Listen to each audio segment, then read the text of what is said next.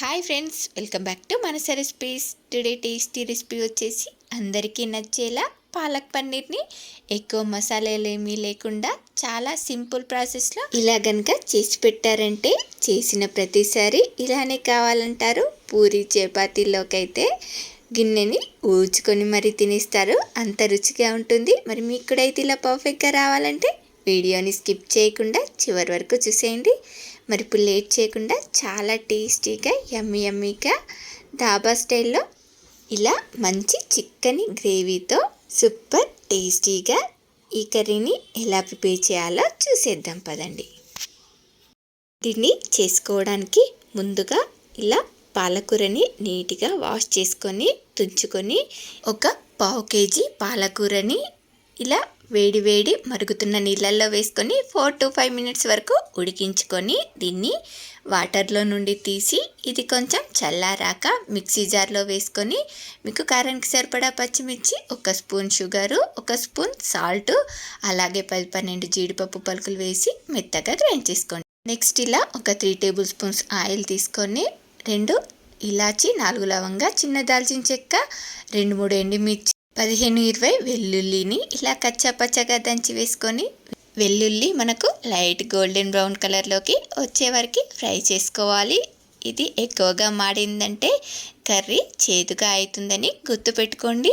ఇదిలా మనకు light golden brown కలర్లోకి వచ్చిన తర్వాత మీకు వీలైనంత సన్నగా ఇలా ఉల్లిపాయల్ని, ఒక 2 ఉల్లిపాయల్ని కట్ చేసుకొని వేసుకొని ఈ ఉల్లిపాయ కూడా మనకు బాగా మగ్గేంత వరకు లైట్ గోల్డెన్ బ్రౌన్ కలర్లోకి వచ్చే వరకు ఇలా బాగా ఫ్రై చేసుకున్న తర్వాత నెక్స్ట్ దీనిలోకి మనం గ్రైండ్ చేసి పెట్టుకున్న పాలకూర పేస్ట్ని వేసేసుకొని పచ్చివాసన పోయి ఆయిల్ పైకి తేలేంత వరకు ఫ్రై చేసుకోవాలి. ఇది ఫ్రై అయ్యేలోపు మరో పక్కన 200 grams పన్నీర్ ముక్కల్ని తీసుకొని దీనిలోకి 1 స్పూన్ కారము, 1 స్పూన్ ఉప్పు, 1 స్పూన్ ధనియా పౌడర్ వేసుకొని దీన్నంతా మిక్స్ చేసి నెక్స్ట్ ఇలా ఒక బౌల్లోకి 2 టేబుల్ స్పూన్ల నెయ్యి, 1 టేబుల్ స్పూన్ ఆయిల్ వేసుకొని ఈ పన్నీర్ ముక్కల్ని వేసుకొని బాగా ఫ్రై చేసుకోవాలి. ఇవి ఫ్రై చేసుకునేలోపు మనకు మరో పక్కన ఇలా పాలకూర పేస్ట్ కూడా ఆయిల్లో బాగా ఫ్రై అయిపోయింది. దీనిలోకి 1/4 టీ స్పూన్ ఉప్పు పాలకూరలో పన్నీర్లో వేసుకున్నాం కాబట్టి చూసి వేసుకోండి. అలాగే ధనియా పౌడర్, జీరా పౌడర్ వేసుకొని నిమిషం పాటు ఫ్రై చేసి ఇలా మనం మరో పక్కన ఫ్రై చేసుకుంటున్న ఈ పన్నీర్ ముక్కలన్నిటిని కూడా ఇలా మొత్తం వేసేసుకోవాలి. ఆయిల్తో సహా వేసేసుకొని దీన్నంతా కూడా ఇలా బాగా కలిసేలాగా ఒకసారి మిక్స్ చేసుకున్న తర్వాత ఒక 2-3 నిమిషాల పాటు ఇలానే ఫ్రై చేసుకొని మీకు గ్రేవీకి సరిపడా వాటర్ని యాడ్ చేసుకోండి. నేను ఇక్కడ ఒక 250 ml వాటర్ని యాడ్ చేసుకొని దీన్నంతా కూడా ఒకసారి ఇలా బాగా కలిపేసి ఒక 5-6 నిమిషాల పాటు ఇలా ఆయిల్ పైకి తేలేంత వరకు ఉడికించుకొని ఇప్పుడు లాస్ట్లో దీనిలోకి ఇలా ఒక గుప్పెడంతా కొత్తిమీరాకు, అలాగే కొంచెం కసూరి మేతిని కూడా ఇలా క్రష్ చేసుకొని వేసేసుకోవడమే.